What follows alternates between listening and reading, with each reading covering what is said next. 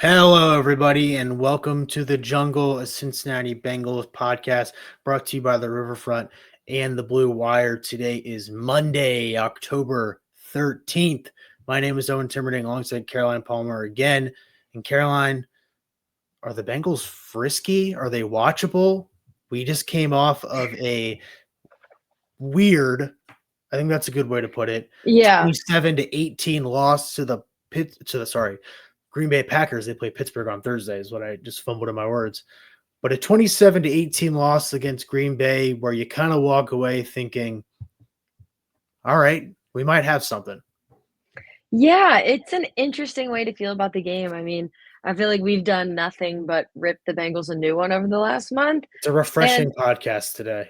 yes, I think so too, because there was definitely a lot of brighter spots in this game, especially on offense. And I know I've talked extensively that they need to figure out who they are on that side of the ball. And Joe Flacco looked surprisingly good for only being there for 4 days, in my opinion. I think that we have a little bit more intensity. You were able to spread the ball around a little bit more. And I think that showed in the game. And at the end of the day, you lost. But I think this came down to more of a Matt LaFleur versus Zach Taylor Yep. decision rather than a Bengals versus Packers, as in the guys who are actually on the field. I think it was more we lost in the coaching battle than we did on the field. Yeah, I think that's a good place to start. You could kind of see from the beginning of the game what the coaching difference is between LaFleur and with Zach Taylor, which is unfortunate because LaFleur has just done so well Yeah, I feel with like he's his a bad time. example to compare to because I Well, do think LaFleur has that's the the big example mind. at hand. So I think Yeah. that's what matters. Something I said, I was texting it to my family last night, and it was during the first half where the Bengals offense looked abysmal again.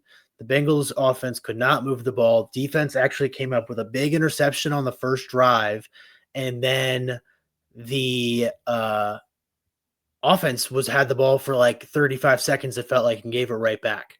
So it doesn't really make sense why the Bengals operate their offense the way they do. I said this again. This is what I said to my family and friends. I said, I feel like the Bengals are the one team offensively that don't try to expose teams' weaknesses.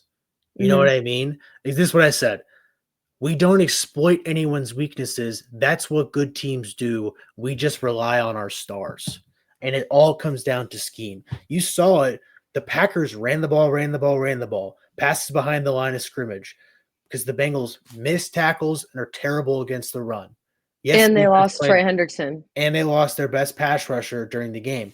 So the two things that the Bengals were worst at, one most importantly being defending against the run, the Packers did that the entire game. Josh Jacobs had one of his best games in Green Bay yesterday playing against this awful, awful Bengals rush defense. Yeah, I think it's interesting too, and obviously, like, giving up the amount I feel like the defense was not as good as they've been in weeks past yesterday, but I will say, especially in that first half, I think they did get drawn the short end of the stick because I saw a stat where they were basically on the field for the entirety of the first quarter.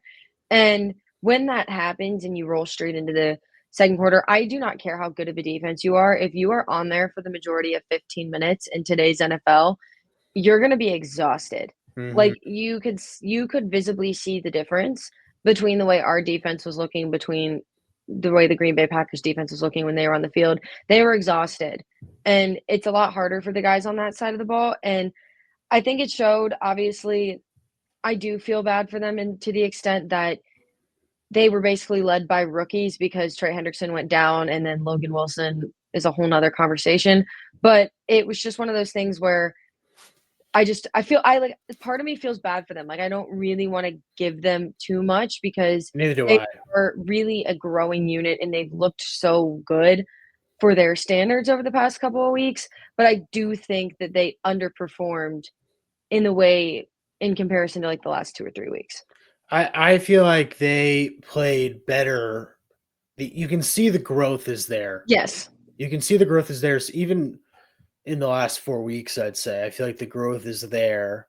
You can see it in little bits and pieces. Al Golden's style, I guess, seems to be working to an extent. The problem is I feel like it works a heck of a lot better if you have a good pass rush, and the Bengals don't have that. Mm-hmm. One thing that is sticking out to me on this defense is that I think some changes are coming right now, and Mm-hmm. this will be a totally new defense next year. And you can already start to see some of the writing on the wall. One of them being, we saw this in Denver 2 weeks ago, where they benched Cam Taylor-Britt in the second half, and it was performance based and not Mm-hmm. related. You saw this today where Logan Wilson, who's been a captain, who was that first big contract to sign a couple years ago, one of the leaders of this Bengals team in the playoff run, he gets benched, essentially performance based as well. Only played 20% of the snaps in favor for a rookie, Barrett Carter, who had a pretty solid game, 7 solo Yeah. tackles. Got to give him his flowers, but this is a Logan Wilson conversation. We said earlier in the year that it looks like he's lost his step. He had a Mm-hmm. couple good games to follow where he played serviceable, but you're seeing him fall in real time, and it's quite sad because to some sense he is solely responsible for some very special Bengals moments, but the writing kind of seems to be on the wall for Logan Wilson. I think so too, and I honestly really like the direction that Al Golden is doing is if and this is my thing, and this is where I've struggled with some teams in the past, and honestly, I think it's why I'm gonna pull a really rogue team here. I think it's why the Tennessee Titans have struggled this year and last year, is when you commit to a rebuild, you need to fully dive headfirst into the rebuild or it doesn't work. And I Mhm. think that that's what Al Golden is doing is he's like, it's one of those things where it's like, I don't care if you're a leader. I don't care if you've been a captain for 10 years or it's your Yeah. first day on the team. If you're not going to perform, I'm going to find someone else that will. Yeah. And I think that that's a statement that the Bengals need to have. And again, I think it shows the mentality of a bunch of these rookies in the locker room. I mean, the only one I wish I could see out there, and part of me thinks it's a little bit like, I don't want to use karma because karma's not the right word, but like Eh, Shamar yeah. Stewart has not played, barely played any He snaps really this rolled year. his ankle after that in that He Jacksonville game. did. Yeah. He But really I would just love to see what he would bring because I do think that his particular style of play that we all knew and loved about him in college is should going to be fit. really suitable to the way that Al Golden wants this pass rush to be. I would love to see a full game of Hendrickson and Shamar Stewart in this improving not offense defense, which I feel like is getting better week by week. Did we have a little bit of a misstep a couple of times on defense yesterday? Sure. But I do think they're gradually getting better. I think they're growing more as a cohesive unit. And you can tell that this rebuild and being like, okay, we really need to fix this side of the ball is working. We might not see the full fruit of that this year. We'll see the growing process for sure. But Mhm. I do think that it's a positive change of direction for the Bengals. And it'll be interesting to see because I have seen rumors going around that teams have been looking into Hendrickson for the trade deadline. I think you So trade him. I am interested to see what becomes of that situation as well, because that would be probably the final step into fully sending the rebuild and this new generation of the Bengals defense is getting rid of Hendrickson. The question is, do they hold on to him for the rest of the season or do they get rid of him Mhm. at the trade deadline? That's the question to answer. Well, the injury doesn't help now. No, it doesn't. Whatever to the extent of his back injury is.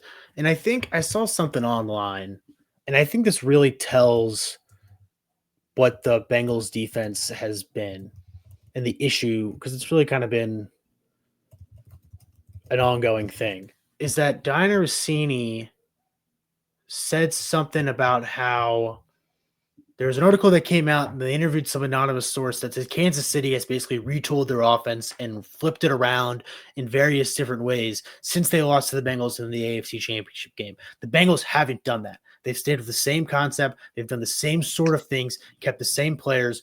They've brought old players back. They've kept held on to people for too long. And I feel like we're starting to see the beginning of maybe a rebuild as the season goes on. I think rebuild is a good way to say it because I feel like if there's one position group where you can kind of naturally flip things in the middle of a season, it's the defense because it's such an Base thing. athletic based position group. You know what I mean? And I mean, if you got guys on the practice squad that are performing better, I don't think this is happening. But if you got backups that are playing better than your former starters, that's the way to do it. Now, do you wish the Bengals would have maybe kind of flipped their defense around, retooled mid-season, or kind of naturally flushed out bad things when they had promising teams? Yes. Has Cam Taylor-Britt massively underperformed after we thought we had something in his rookie year? Absolutely. But you know who's looked really well? Dax Hill had another nice game. AJ Yes. Turner had his best game since he got injured in that Chargers game last season. He looked phenomenal. He had some great pass breakups. Geno Stone probably had his best game as a Bengal. He had a couple nice tackles. So it's like it's all there. I think you can see something is there. Is this defense really good? Far from it.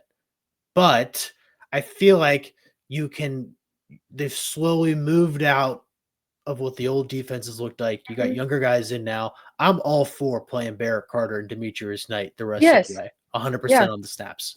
One thing I'll say, which is really interesting, is obviously they're not the best form they can be right now. And some people are arguing that this year is potentially a throwaway season. We'll jump to the offense in a little bit and talk about how much better we think they looked just in 1 week of the Joe Flacco era.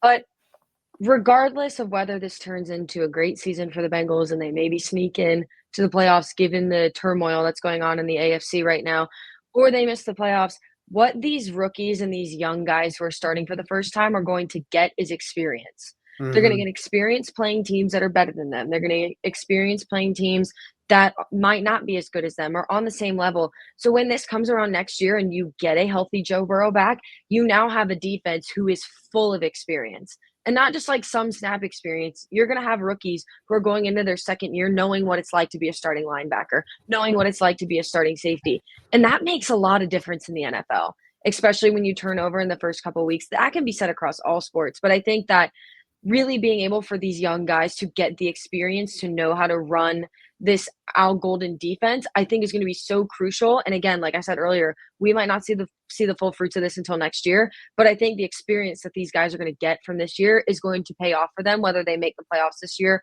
or we see the fruit of it next year with a healthy Joe Burrow. All right, offense. I think very stagnant start, as we already said. A strong, I'd say, second half. Zach Taylor said it before he went into halftime that they felt to be getting into some rhythm. I didn't believe him. He proved me wrong. They played well in the second half. Some final stats: Joe Flacco, in his Bengals debut, 29 for 45, 219 yards, 2 touchdowns. Jamar Chase, 10 receptions, 94 yards, 1 touchdown. T. Higgins, 5 receptions, 62 yards. We said when they brought in Joe Flacco, you need to feed your 2 best guys, and the Bengals did that to a T yesterday. Yeah, I mean, it looked like a revamp. We said they needed a little bit of a positive spark after last week's game. It was just like, we need something to make them feel like there's something that can bring them alive. And I think Joe Flacco did that. I think he did what they asked him to do. And I was honestly genuinely surprised, more so because I was a little bit nervous how the offensive line was going to look and how that was going to play for Joe Flacco. But we were talking about it before we jumped on. Joe Flacco, 1, can get the ball off a lot quicker than Jake Browning was able to, which was very evident. And 2, granted, some individuals on the offensive line were not great again yesterday, but I think as a unit, they looked better. And all they needed to do, which we said it all the time, was just they need to put them off by 1 step. When you have a quarterback like Joe Flacco, that is enough time to give him to throw the ball. And they did that. I mean, it was one of their better offensive games this year, one of their better point scoring tallies of the year. And I think that comes down to just being able to throw your defender off by 1 step. And like we talked about it before, a bunch of people got involved. Like Jamar Chase had a great game. T. Higgins got a good game. Tanner Hudson had a great touchdown. Like Joe Flacco was able to move the ball around and they gave him time to do so. And I think that is a really positive thing that you can take away from this, is that you are going to have a passing game now. And you're going to have a passing game, and you're also not going to be turning the ball over 4 times on offense, which I think is a big difference in the game yesterday. Flacco makes a lot of safe throws. You know what I mean? And it felt like so much of what Browning did was so erratic and put himself in bad situations. I mean, Flacco can't move. That was so obvious. I knew he was kind of a stone, but I didn't think it was as bad as it was. You know what I mean? Like, it seems like if you can just move a little bit, and he got himself out of some tough situations, but it's such a Burrow is so good at evading the pocket when pressure happens. It's just kind of funny to see the difference between the two of them. That being said, I thought Flacco played well. I think he was thrown into a tough situation with coming here, his first practice on Wednesday, learning the whole offense on Tuesday in a car ride with Zach Taylor on the phone. So I think you got to give him credit. 2 touchdowns. The one to Jamar Chase was incredible. And we'll talk about that later on how, like we said earlier, that this comes down to coaching. I think that play directly is a example of the question marks that surround this Bengals coaching staff. Flacco played good. Like we said, Jamar Chase needed to be a factor. He had one of the better games of his season. Yeah, he just had the 1 touchdown, but it was a great one and kept the Bengals kind of hanging around. I think the most important thing is the Bengals are watchable. Flacco can probably get you some wins. You turn to a favorable stretch, maybe including this Pittsburgh game. I don't know. Yeah. Joe Flacco has a good history of playing against the Steelers. So I know. And now Thursday kind of feels like a must win. So I feel like yes. there's some juice behind that too. Ring of Honor game is not that game. Sorry. I think it's the next week. But the whiteout, Bengals were in their all white jerseys. Thursday night football.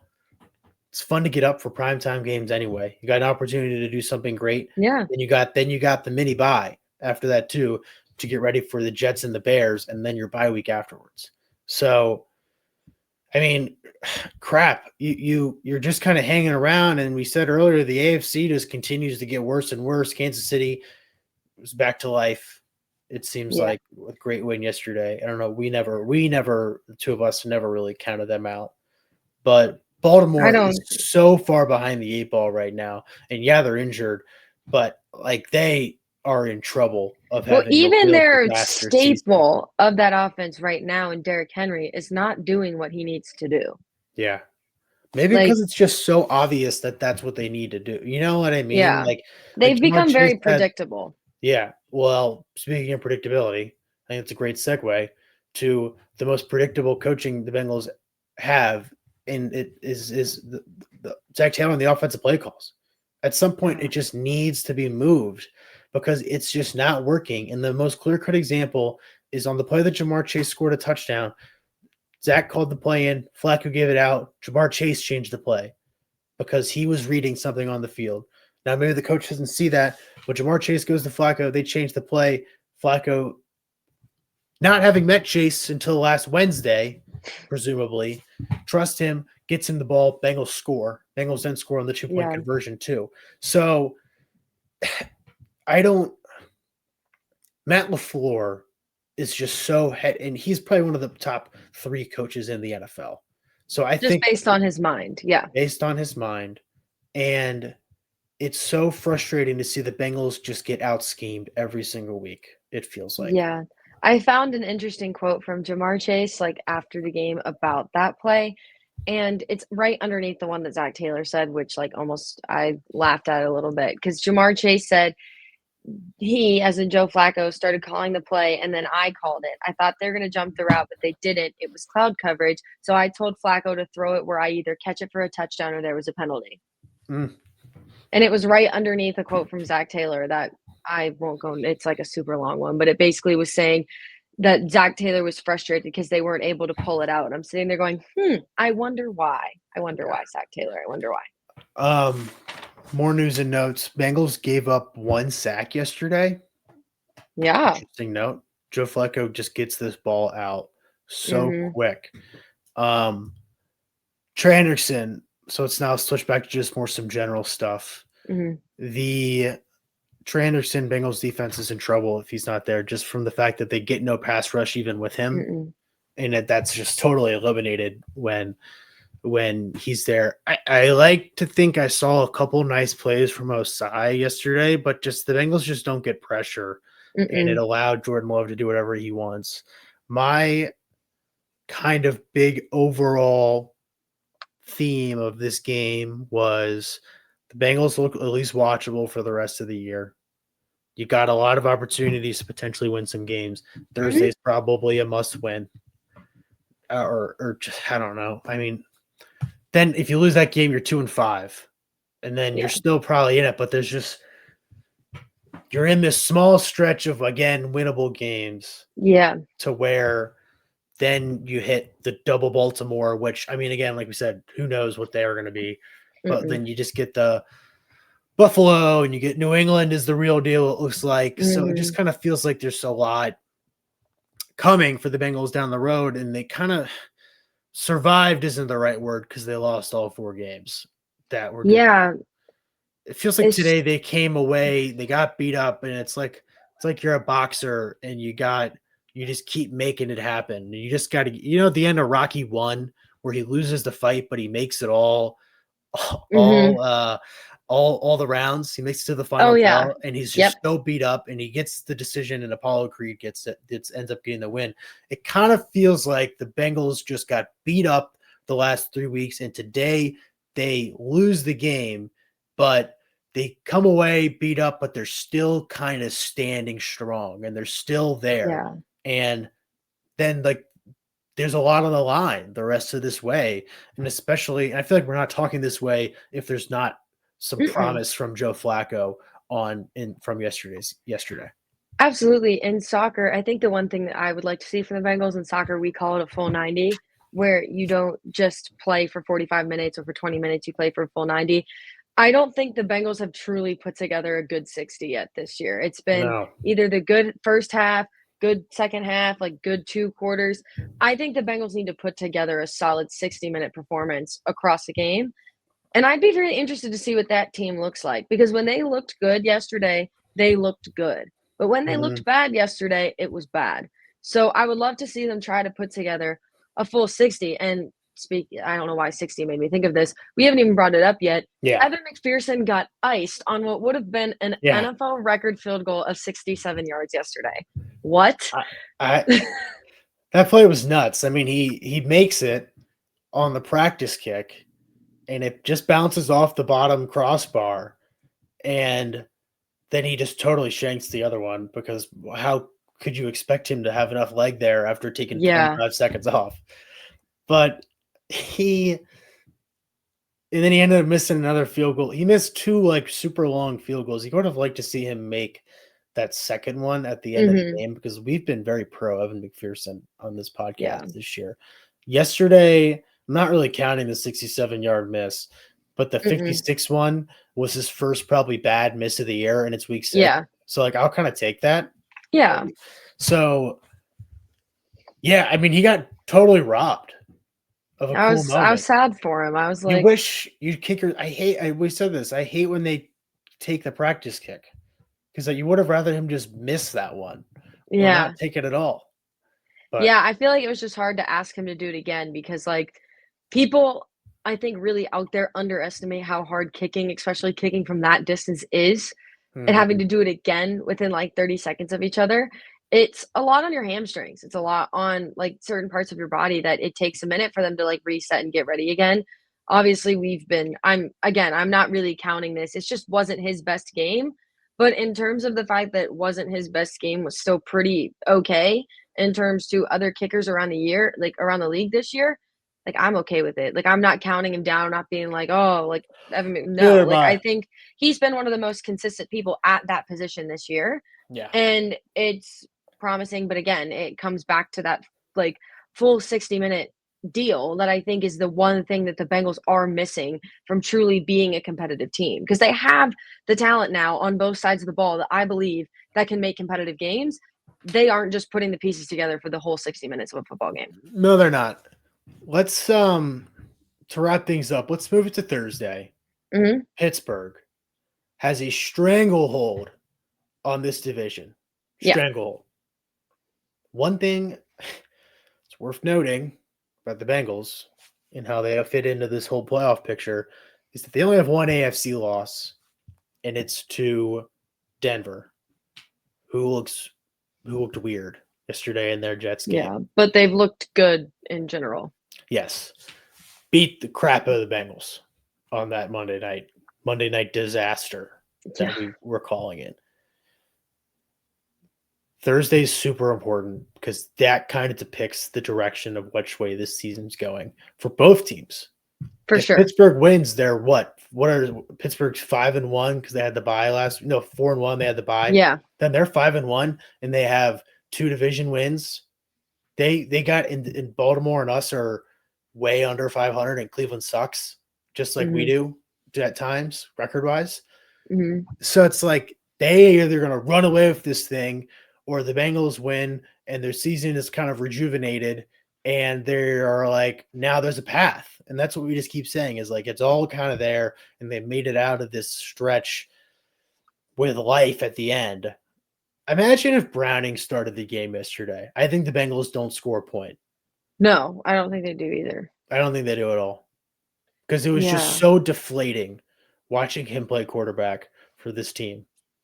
Yeah, you wanna know what's interesting to me about the Thursday night game? I was just looking at the Steelers-Browns just to, like, take a look. I feel like the offenses for the Steelers and the Bengals are very similar in terms of I mean, especially now with Joe Flacco. You have a veteran Super Bowl MVP throwing quarterback who can get the ball out quickly, but you don't have a run game. Because the Steelers did not have a run game against the Browns. Granted, is the Browns pass rush better than the Bengals pass rush and run defense? Yes. But they're both very pass favorable in the way that they run their offenses. And Aaron Rodgers to me is a complete enigma in terms of the way he has played football in the last 2 years, because he either looks like 2021 Aaron Rodgers where he won the MVP, or he looks like he doesn't know what he's doing.